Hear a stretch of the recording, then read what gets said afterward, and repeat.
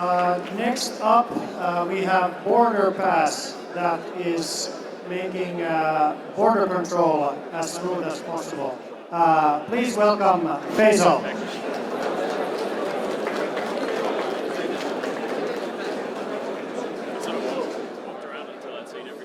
Hi everyone, my name is Faisal and my startup is called BorderPass. What we are doing is basically making airport immigration more seamless and more secure, right? So today I'd like to share with you our vision of the future of international travel. But before we go there, this is what airport immigration currently looks like. Our airports are getting increasingly overcrowded. Asia Pacific is the fastest growing market in the world. And within Southeast Asia, where I'm from, our airports are running at 83% capacity. It's very high. 6 out of 16 international airports in Southeast Asia are at over capacity. So the lines are just going to get longer, more uncomfortable, and this also creates security risks. So this is what BorderPass is doing. We're replacing, these things, paper immigration forms, which everyone loves to fill up, I'm sure, and we're replacing them with biometrically verified online travel profiles, right, which are sent to the destination country the moment you book your flight. So the top part contains all the basic information that goes into the immigration form, your name, surname, date of birth, place of birth, etc. The video is kind of stuck. Oh, here we go. And the second part will have your travel history. So all the flights you've taken, which airlines, which airports you go to, on what date. So it's much easier to audit that compared to all those stamps in your passport. And the final part is kind of cool. Every time you land and use our automated gates, a timeline of photos will be captured of you. And for the first time ever, immigration will be able to rotate the heads and gain a very high degree of certainty that you are who you say you are, right? So the key change really is, instead of doing airport immigration right at the end, once you've landed in a destination country, you're doing it right at the start. And the benefit for passengers is really, instead of having to go through the line, you get to use one of our automated gates. So this is a prototype that we featured back in March last year. It uses 3D facial recognition technology. So enrollment takes half a second, recognition takes half a second. You can wear caps and still recognize you. And we've tested it with hundreds of people so far, even identical twins. And it's very, very accurate. But beyond the technology, the feedback that we get from people is how fun it is. So you have like adults, grown adults, children, going in front of the gates over and over again to see whether it still get recognized. And you get this look of joy on people's faces. Instead of having this dreary experience at immigration, it's something fun. So here's our vision.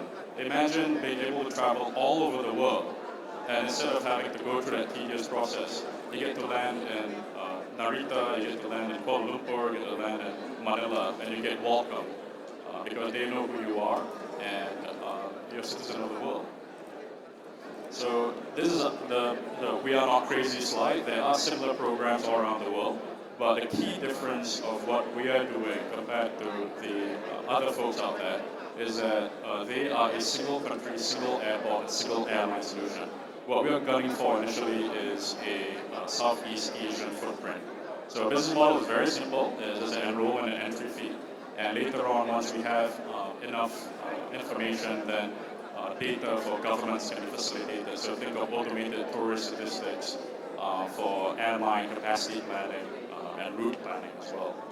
So the target market, as I said, is ASEAN. Where we're from, the 10 countries in ASEAN.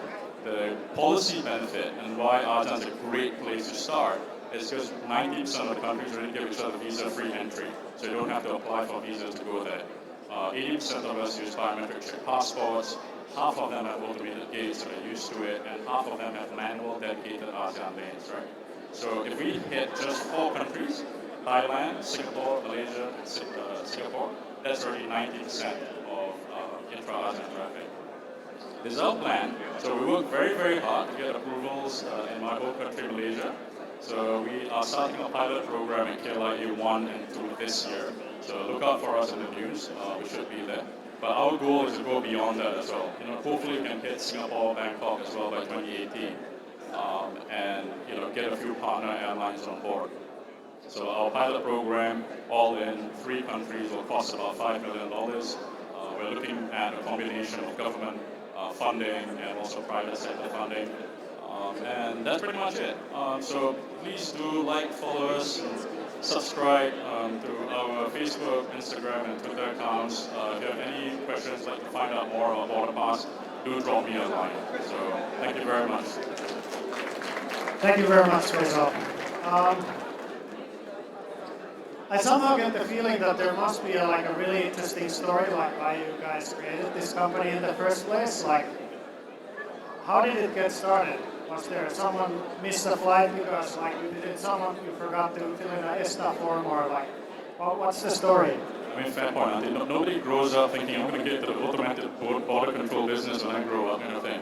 What happened was there was a competition in Malaysia to send a Malaysian to NASA Research Park, and I wanted to go to NASA since I was about this tall. And I travel a lot, and I think like many people, I just don't like long lines and filling out forms and stuff like that. So I came up with the idea of Full Passport 2.0 at that point in time. And then we put in a bid, and then we won, and it's just been one thing after another for the past 2 years. Just moving forward slowly, and we've been very lucky that the government's very supportive. Did your co-founders also have the same problem as, or same kind of feeling that we really need to fix this? Yeah, I think anyone who has traveled internationally understands the pain point quite quickly. So, we're extremely passionate about fixing the problem. Our airports are, they're using systems developed back like pre-World War II kind of like phase, and it's the one area in the world that hasn't been radically changed by technology. So we shouldn't be still using paper passports and pens and forms and stuff like that. It's time to move on to the next stage of travel. So how many people in the audience travel every year and fill in these forms? Can you raise your hands? Okay, so maybe around half. Yeah, all right. Thank you very much, Faisal. Thanks, Auntie.